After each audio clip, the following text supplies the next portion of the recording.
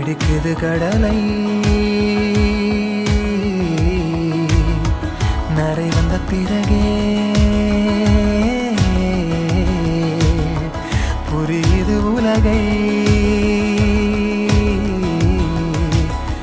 நேற்றின் இன்பங்கள் யாவும் கூடியே